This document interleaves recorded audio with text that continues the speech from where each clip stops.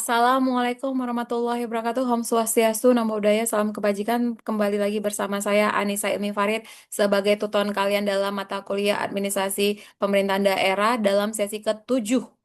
Sudah siap menyimak apa yang saya sampaikan? Nah, ini terkait dengan judul Pembinaan dan Pengawasan kepada Pemerintahan Daerah. Nah, yang merupakan elemen fundamental dalam menjaga kualitas penyelenggaraan otonomi daerah.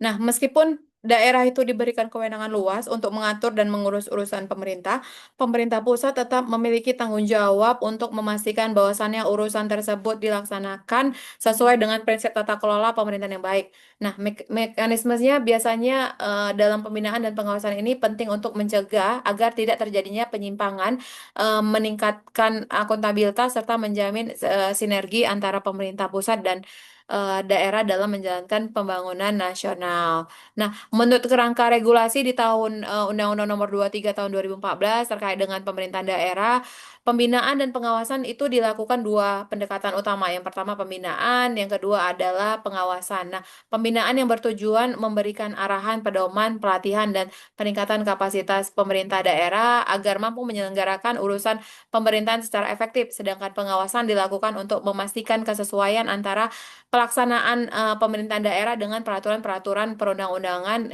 serta memastikan capaian kinerja yang telah ditetapkan. Nah, kedua mekanisme ini tidak dimaksudkan untuk membatasi otonomi daerah, tetapi untuk menjaga agar penyelenggaraan pemerintah tetap berada dalam koridor yang benar.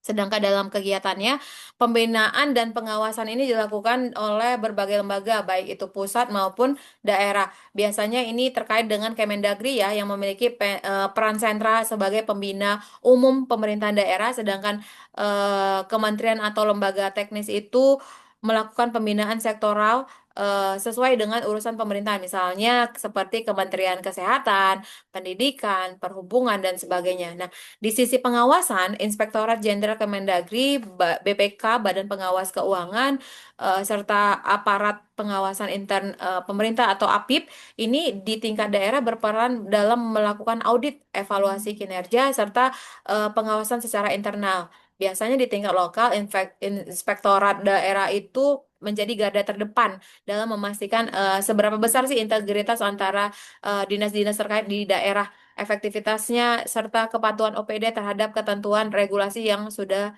ditetapkan. Nah, pembinaan dan pengawasan yang berkualitas ini akan menjadi kunci dalam meningkatkan kinerja daerah untuk memperkuat akuntabilitas publik dalam upaya sebagai pembenahan atau perbaikan yang dapat dilakukan meliputi penguatan kapasitas APIP, penggunaan teknologi informasi dalam pengawasan yang berbasis resiko, harmonisasi regulasi sektoral, serta peningkatan transparansi dan dapat berkolaborasi antar pusat, daerah, serta masyarakat.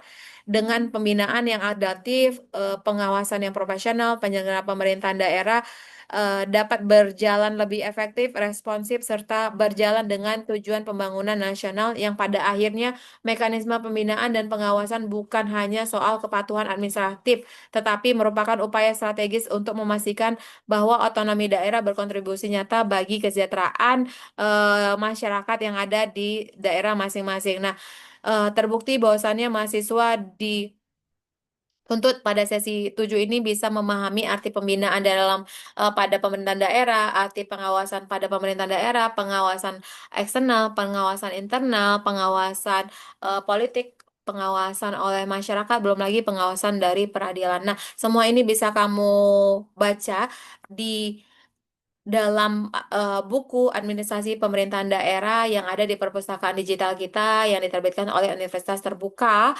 Semoga bermanfaat akan apa yang saya sampaikan. Lebih dan kurang saya minta maaf. Jangan lupa dikerjakan tugasnya. Yang belum mengerjakan tugas, silakan dikerjakan. Terima kasih sudah datang di video ajar ini. Semoga bermanfaat. Om Swastiastu, Namo Buddhaya, salam kebajikan. Saya akhiri dengan wabillahi taufik wal hidayah. Assalamualaikum warahmatullahi wabarakatuh. Sampai ketemu lagi bersama saya Anissa Ini Farid. Bye, see you there.